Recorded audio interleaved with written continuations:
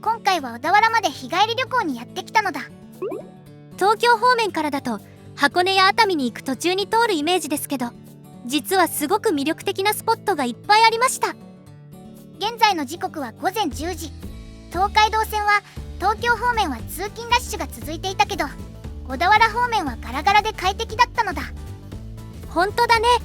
大磯あたりから景色も素敵になってきたよ。海岸線とか山並みとか旅してる感じがしてワクワクするね。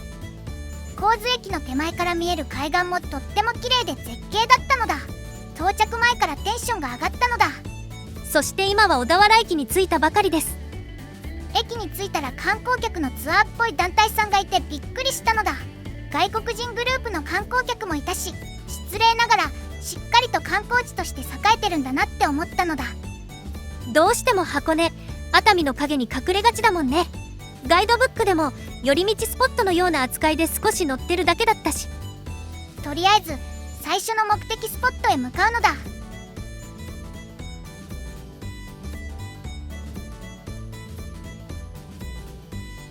最初に訪れたのはここ、大雄山線駅舎カフェ 1-1 なのだ。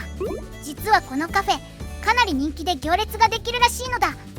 いきなりカフェかって感じだけど、行列に並ぶのが嫌だったので、今回の小田原駅の到着時間はこのお店の開店時間に合わせてきました。入り口がちょっと分かりづらかったね。 Google マップ見ながらやってきたけどよく分かんなかったのだ。とりあえずこっち方面行ってみようで、運よくすぐ発見できたのだ。初めて来る人は少し余裕を持った方がいいかもしれません。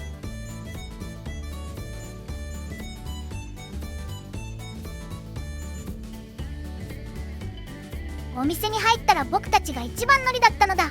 席も店内が一望できる最高の場所に案内してもらえたのだ。こちらのカフェは旧大雄山線の管理事務所をリノベーションした建物になっています。そのためか昭和レトロな雰囲気が漂っていて、天井も高く開放感があるね。木のぬくもりが感じられる内装もとても落ち着いていい感じ。壁には伊豆箱根鉄道で使われていた備品や昔の切符、駅名標なんかが飾られていて、鉄道好きにはたまらない空間なのだ。メニューは QR コードで読み取って LINE から注文するタイプだったね。最近多いよね、このシステム。そして頼んだのはおすすめの足利牛ハンバーグデミグラスソースなのだ。見た目もボリュームたっぷりで、デミグラスソースがツヤツヤで美味しそうだったのだ。ハンバーグが柔らかくてジューシーで、デミグラスソースが濃厚でした。サラダもシャキシャキで鮮やか、付け合わせのポテトもこんがりしててとても美味しかったです。飲み物はアイスコーヒーにしたのだ。暑かったからちょうど良かったのだ。地元の人も普段使いできそうな素敵なカフェでした。お料理の値段はそこそこするものの、ドリンクやスイーツはスタバに100円上乗せぐらいの値段だったのだ。僕が近所に住んでるならちょこちょこ利用したくなるなと思うぐらいには雰囲気がいいのだ。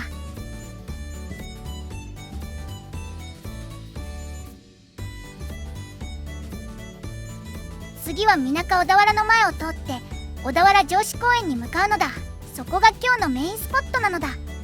ちなみに水中小田原は2020年12月に開業された小田原の新スポットです。城下町を思わせる外観が特徴で、お土産スポットにもなってます。帰りに寄るのが楽しみだね。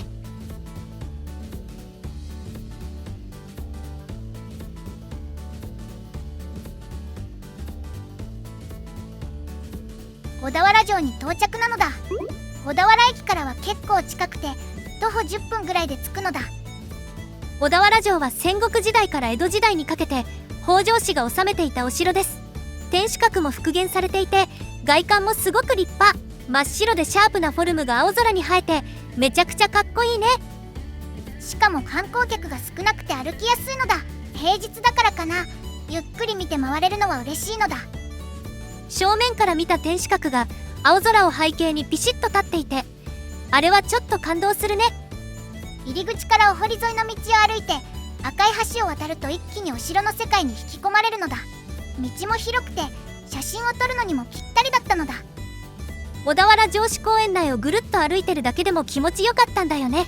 大きな木がたくさん茂っていて、木陰も多くて緑のトンネルみたいなところもあるし、鳥の声や風の音も聞こえてきて、散歩コースとしても最高でした。馬出し門、赤金門、常盤木門とそれぞれの門に個性があるのだ。どこを切り取っても本当に絵になるのだ。お堀も大事な要素だよね。お城の雄大さを感じるし、歩いているだけでも気持ちよかったです。天守閣に登ったらうわーって声が出たのだ。海が見えるのが最高なのだ。相模湾までずっと続く水平線が見えて、右手には真鶴半島や伊豆半島も遠くに見えるのだ。本当にオーシャンビューだったよね。お城と海って意外とセットで見られる場所が少ないから、これはポイント高いです。天守閣の中も展示がいろいろで、甲冑や刀、小田原城の歴史をドラマ仕立てで鑑賞もできるのだ。パネルも分かりやすかったし、登りながら歴史のお勉強もできたのだ。お城好きはもちろん、普段はあまり歴史に興味がない人でも歩いているだけで楽しくなれる場所だと思いました。のんびり散策できて、自然もたっぷり感じられて、すごくリフレッシュできたのだ。小田原城はここ一つでかなり満足度が高い観光スポットだと思いました。お次は小田原城のすぐ近く、宝徳二宮神社にやってきたのだ。ここはあの有名な二宮金次郎、尊徳さんを祀っている神社だよね。境内はそこまで広くないけど、落ち着いた雰囲気があって、参拝する人もポツポツ途切れることなく訪れていました。入り口には木札がずらっと並んでて、なんだか神聖な感じがしたのだ。お参りもしてきたのだ。木札を抜けてすぐのところに本殿が見えて、周りは緑も多くて空気も澄んでたね。小田原城のお隣とは思えないぐらい静かで落ち着ける場所でした。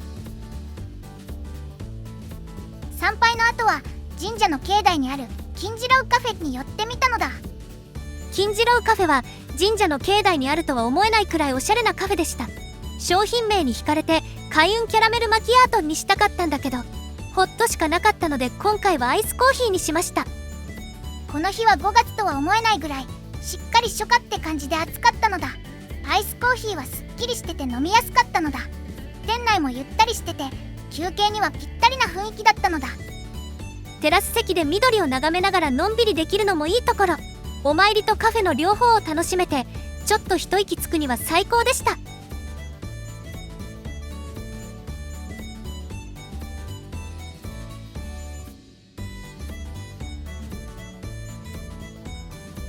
お参りとカフェの後、ちょっとだけ三の丸ホールも覗いてみたのだ。道路を挟んで小田原城址公園の目の前にあります。ここは小田原市民のための文化ホールで、2階の休憩スペースからはお城がよく見えるんだよね。館内は広々していて静か。パソコンで作業してる人や本を読んでる人もいました。小田原城を眺めながら勉強や仕事してて、すごく贅沢な空間に思えたのだ。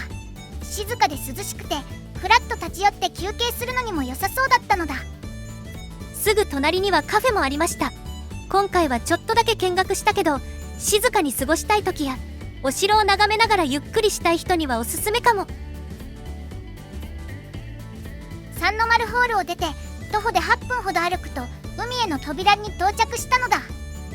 このスポット、住宅街の中にポツンと現れるからちょっとびっくりしました。トンネルから見える海が絶好の撮影スポットとして有名になったのだ。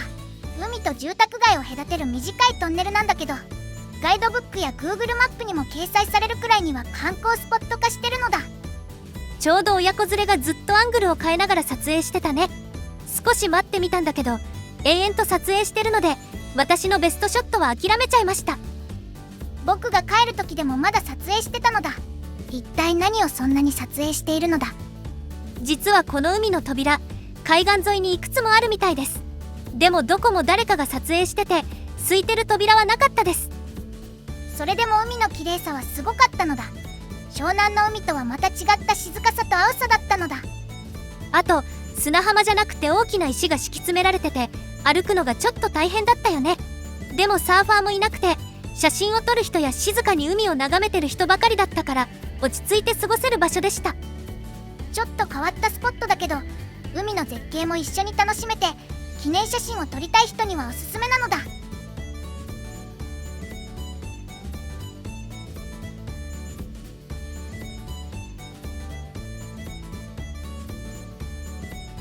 旅もいよいよ終盤。